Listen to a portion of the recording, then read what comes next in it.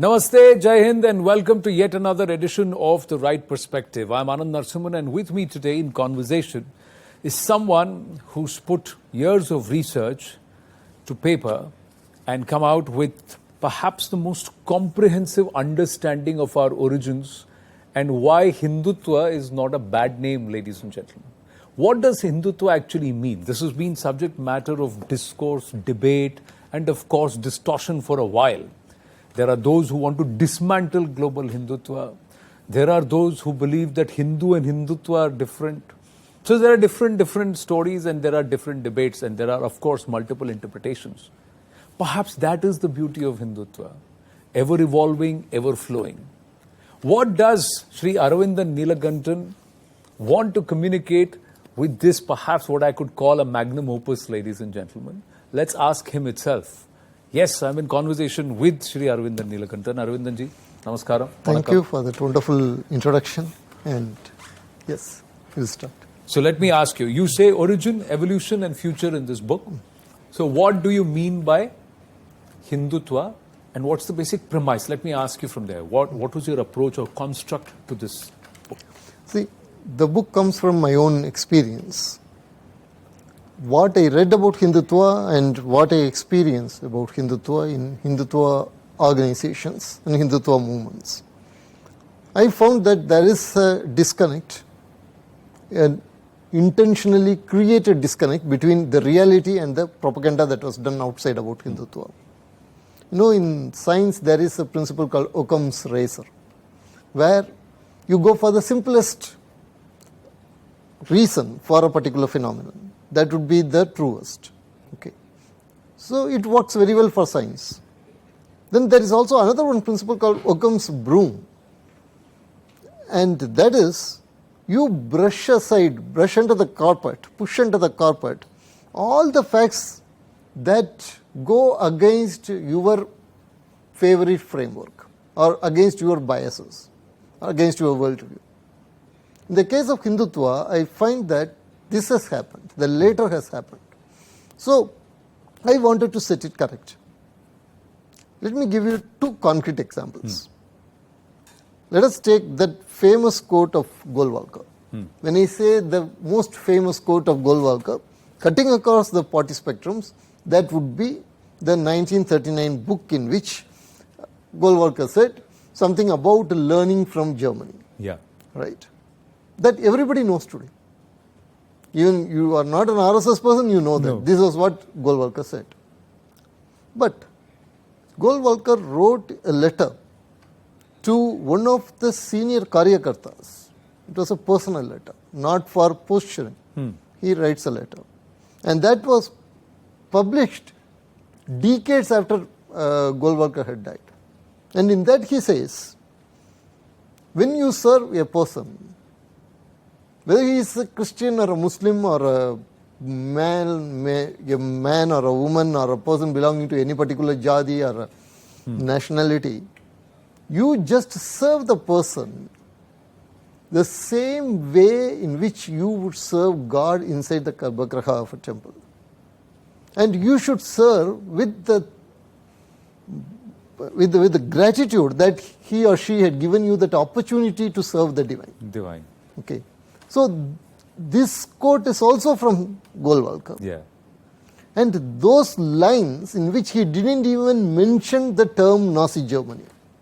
In 1939, when being inside Maharashtra, he didn't even know what was happening in Germany.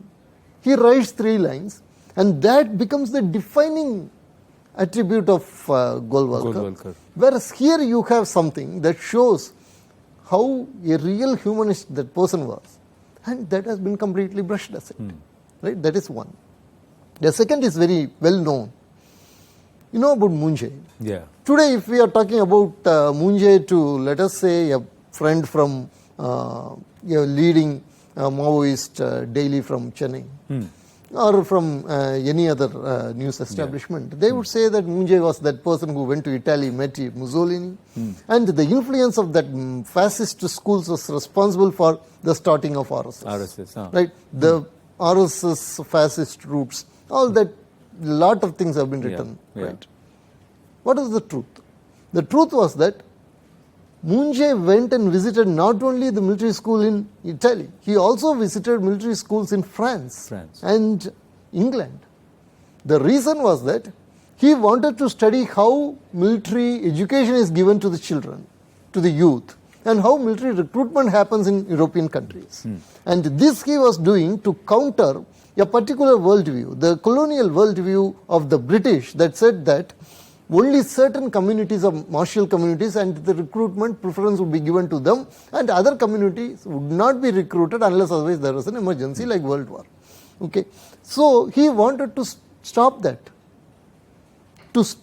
And he wanted to make the recruitment universal for all the communities. In other words, a democratic recruitment. Okay? Inclusive. An inclusive recruitment, correct. An inclusive recruitment he wanted to create. And for that he was working. That has been now twisted and made to look like he was bringing fascism into India. So these two examples I think would suffice that show that how things are distorted and how Hindutva is shown in that wrong. So pick what suits your narrative, junk what doesn't. Yes. Even if that is the real truth. Yes. So in this case, let me ask you then, whose truth or whose interpretation will you agree with? Where if I can say that Savarkar gave a very geographical interpretation to Hindu when he wrote that essay on Hindutva and how he defined Hindutva. He said he defined it with a geographical boundary, but he was also very smart in the way he worded it, where he said you think that this is the land of your ancestors and this is also your holy land. Punya Bhumi. Punya Bhumi. So when you say Punya Bhumi, by default, then you're also keeping out the Abrahamic institutions which believe their holy land lies elsewhere. So would you agree with that definition of a Hindu and thereafter Hindutva? Or would you agree that this is an amalgamation of cultures, which has evolved over centuries, and this is a culture which talks about samanasya or samabhava? The word that I have used there is samanvaya. Samanvaya, yeah. Yes. So samanvaya. So yes, you've used the word samanvaya. So does it come from samanvaya? Or is it the spiritual connect that most of the theologies or thought processes that evolved here in this Bhumi believed the aspect of Rita or eternal cosmic connection, where you say, where if I, as a layman, I can define, say, Atma is eternal. So the body perishes, but the soul lives on, or the Atma lives on. It's perennial, so it's forever. So rebirth. So that's what joined us. So where does Hindutva originate from? Well, I hope I have shown a little bit of understanding of what you have written. Very correct understanding of the whole thing. See, when Savarkar said that Punya Bhumi, when he brought the concept of Punya Bhumi, it was a masterstroke. Okay, it is a geo-cultural definition, not geographical, not just cultural, geo-cultural. And today, if we go through modern research, the modern research indicates the stand of Savarkar. Okay. When India was called, the people who are here were called Hindus. Why they were called Hindus? It's because they believed in one manifesting in very different ways, in infinite variety. Ekam sat vipra bahuda vidanti. That is the civilizational basis of this nation. Whether you are a tribal, you don't even know Sanskrit, whether you are a Brahmin, whether you are a Radhya Samaji, doesn't matter. What matters is, do you believe that the human species, they have the ability to express the divine in multiple forms and ways and traditions? You accept that. And here I used the word, and it was given to me by a friend called Raghavan, Bhaskaran. In a Facebook post he used it, but it was a very powerful statement, so I started using it. He told that these are monopolistic religions. Monopolistic religions, not monotheist religions. Monotheistic religions means I say there is one God. One God, yeah. Monopolistic religion means I say there is one God and that alone is the true God. Yeah. And only my God. Yes, only my God, and naturally that means the gods you worship or the traditions you follow, they are all false. You have to accept it. So naturally a monopolistic tradition also becomes an expansionist one. So what happens is there is a monopolistic, monocultural expansionism. This is the threat to entire spiritual evolution of human species. India is the land where theodiversity has been preserved. Yeah, you use this term theodiversity. That was going to be my yes. next question. Expand on this, please. Because this word theodiversity again was coined by Professor Lokesh Chandra, a professor of Buddhist studies. And it clearly expresses what Hindutva is. Hindutva is the acceptance of theodiversity and protection of theodiversity. And it is also in a way manifests itself as the resistance against monopolistic expansionism. So anyone who accepts theodiversity and who is against monopolistic expansionism naturally becomes a Hindutvaite. Hindutva. That is the definition of Hindutva here. So if that is the case, then you are saying Hindutva is not an ideology then? It is a process. It's a process. It is a process. Okay, and you've tried to define it as an ever-flowing river, which is constantly evolving, taking shapes, and also meandering, charting its own course. Yes. So then when there are those who want to say Hindu is different, Hindutva is different, how would you interpret that? The definition Hindutva is cultural, is evolution, when was it first coined? Because today what we see is a very political terminology that is being used. So you've also tried to touch upon how it evolved, this term. So when was it first spoken about or first mentioned? Well, we can say that I consider Tagore as the person who discovered this as a process. Rabindranath Tagore. Rabindranath Tagore, who discovered this as a process. So he says at least 10 years before Savarkar, he writes that Hindutva is the basis of this Bharatiya civilization. Okay. So Rabindranath Tagore wrote this, that Hindutva is the basis of Bharatiya civilization. And he sees this as a process which assimilates and makes the diverse elements as our own. And does not believe in expansionism, rather it believes in inclusion. So that is the first use of the word Hindutva as a national process. So 10 years before Savarkar. Process. So was Savarkar inspired by Tagore somewhere? No, Savarkar was not inspired by Tagore. Savarkar independently arrives at the same thing. So that is why it is like Wallace and Darwin arriving independently about natural selection. Okay, I am telling this example because natural selection was there from the very beginning of life. But in 1859, origin of species came. The same way, 1923, Hindutva came. But Hindutva has always been there. Coming to your question about the relation between Hindu and Hindutva, okay, there is this famous Buddhist tale about tradition about Siddhartha and Hamsa. Yes. When Hamsa was injured, Siddhartha was the one who nurtured Hamsa, and then he set it free. Right? The compassion, it encompasses both the nourishing hands of Siddhartha and the life of Hamsa. Yeah. The Hindutva is this nourishing compassion. So it includes all the family of Hindu religions, Hindu family of religions, and also the common bond that connects all this so that they do not become competitive expansionist forces, but they are in Samanvaya. So Hindutva has this process of consciousness on the one side and also the process of Samanvaya on the other, and they are complementary. And then there is a resistance to anything that is a threat to this civilizational process. Okay. So the process of Hindutva or the concept itself has evolved in such a way that it always hinges, or one of its core principles, if I may say that, is inclusion or Samanvaya. And diversity. And diversity. Yes. So have you tried to break it down as to what is Hindutva, what is not Hindutva, and how is this balance going to be maintained? Yes. For example, let us take a particular person. He professes a particular religion, a particular form of worship. And he says that only this form of worship is true. All other forms of worship should be eliminated. It does not matter whether that particular form of worship evolved in India or outside. He becomes anti-Hindutva. Okay. Right? A person, a Hindu, let us say, goes to Australia and he looks at the Uluru Mountains and he bows down before those Uluru Mountains, the Uluru Rock, and with the same sacredness with which he would bow down before Mount Kailash. There he is showing Hindutva. Hindutva, okay. So what Hindutva does is that irrespective of where your religion is born, it validates the spiritual essence of that religious tradition. Okay.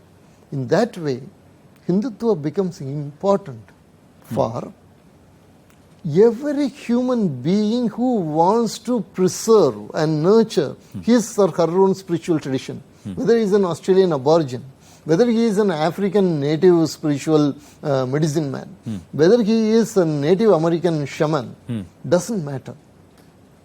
Hindutva has the capacity to validate diverse spiritual traditions.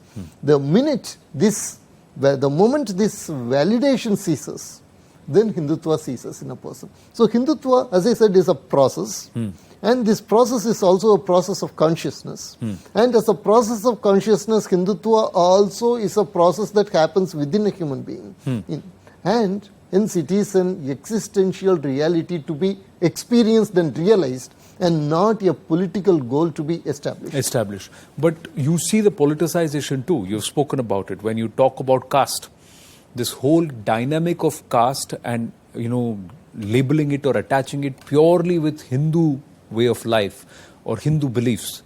How true or false it is. And we are speaking at a time when you have in the US a city council which has actually included caste as part of discrimination.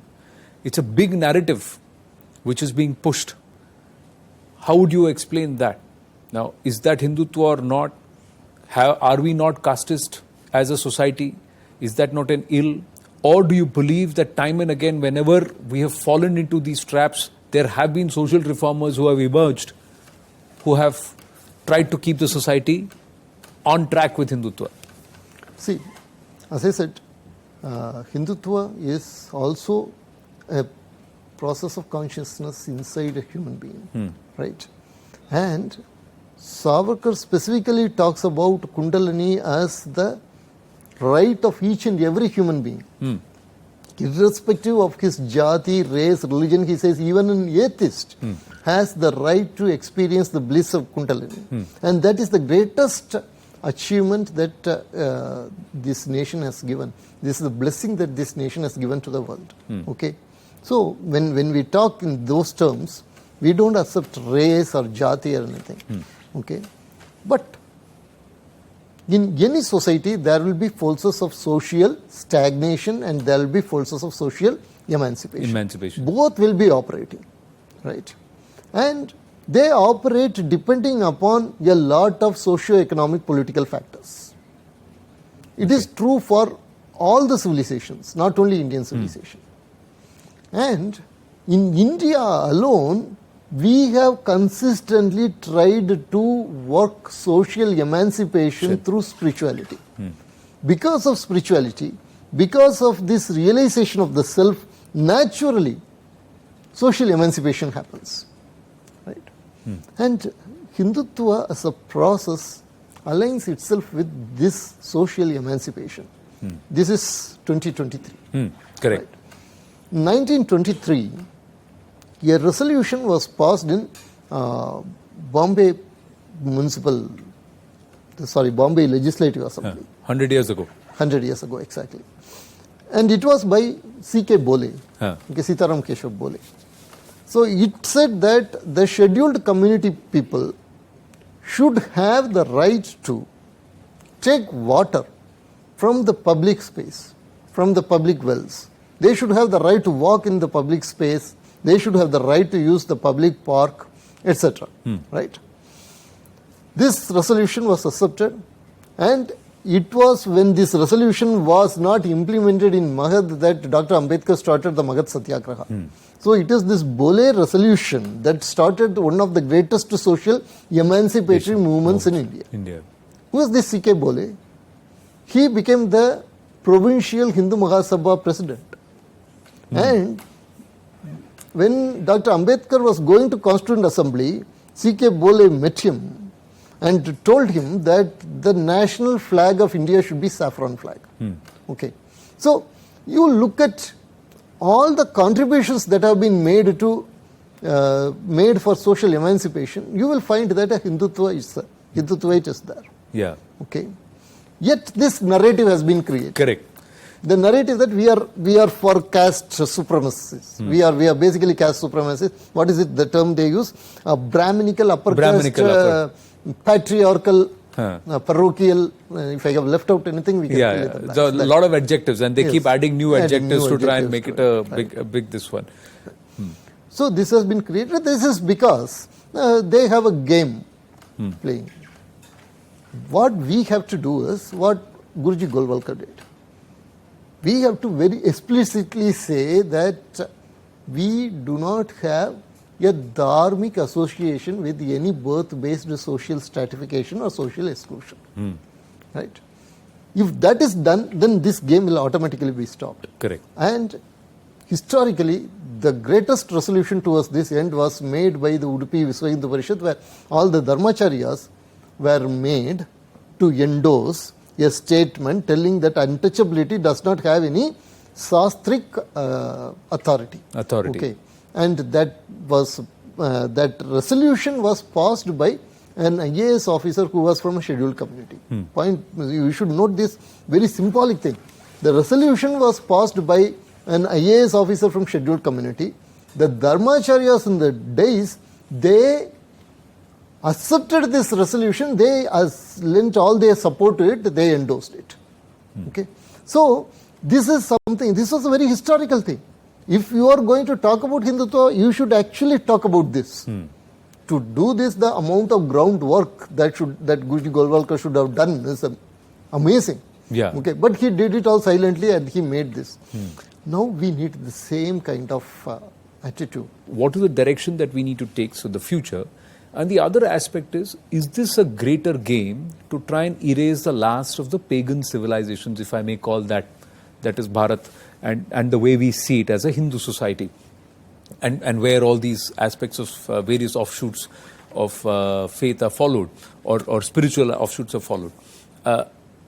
Is this the aspect, by blaming caste, by attaching brands, by labeling and defaming Hinduism and Hindutva, is that the way to try and make people ripe for moving away from Hindutva? So you start feeling bad about being a Hindu, and then one generation later you're no longer a Hindu. So is that part of this greater game? And where does the future take us then? Yes, this is exactly what the game they are playing. And it is to say that, in fact, one so-called intellectual from Tamil Nadu even wrote that the only duty of a Hindu is to get out of Hinduism. Only duty of a Hindu is to get out of Hinduism. Wow. Okay. So that's how much they want you to hate Hinduism. Okay. After 1990, and this has become a very, very serious game in which they want to first split Hindus in. No, you are from South India. Yeah. So you know the cultural background. Just remember, after 1990, you would have seen a lot of movies in which there was Devar Mahan, Inna Counter, all those kind of things. That is, the non-Brahmin land-owning jatis, those jati pride was highlighted and played well in the movies. Correct. Right? Later, if you look, those movie songs were used to incite caste conflicts between particularly the landed jatis and the marginalized communities in each and every village. Okay, so this is a very great, very clear plan that they are doing.